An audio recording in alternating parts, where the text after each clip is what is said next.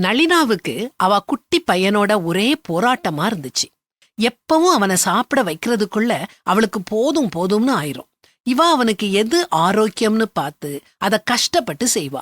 ஆனா குட்டி ஆரவுக்கு அது பிடிக்காது. அவன் ஆசைப்படுறதெல்லாம் பீஸா, பர்கர்ஸ், பிரெஞ்ச் ஃப்ரைஸ், ஐஸ்கிரீம்.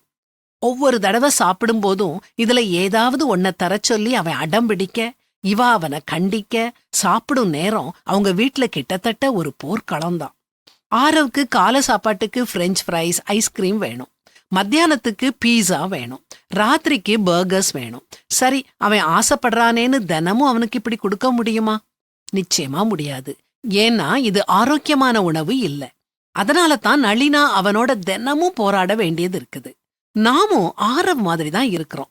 நமக்கு சில ஆசைகள் இருக்குது. நம்ம ஆசைப்படி எதுவும் நடக்காட்டி நம்ம உடனே சோர்ந்து போய் அவ்வளவுதான், வாழ்க்கையே முடிஞ்சு போயிட்டுதுன்னு நினைக்கிறோம். ஆரவ் நளினாவை தொந்தரவு படுத்துறது மாதிரி நாமும் அழுது புலம்புறோம். நாம விரும்புற வழியில நாம ஆசைப்படுறது மாதிரி நம்ம வாழ்க்கை போகணும்னு நாம நினைக்கிறோம். அப்படி போகாட்டி கத்துறோம், கதறோம். உண்மைய சொல்லப்போனா கடவுள் தம்முடைய வழிகள்ல நம்மள நடத்துறது ஆரோக்கியமான உணவை நமக்கு கொடுக்கறது மாதிரி. கர்த்தருடைய நியாயங்கள் உண்மையும் அவைகள் அனைத்தும் நீதியுமாயிருக்கிறது. அவைகள் பொன்னிலும் மிகுந்த பசும் பொன்னிலும் விரும்பப்படத்தக்கதும் தேனிலும் தேன் கூட்டிலிருந்து ஒழுகும் தெளி தேனிலும் மதுரமுள்ளதுமாயிருக்கிறது அப்படின்னு வேதாகமத்துல வாசிக்கிறோம்.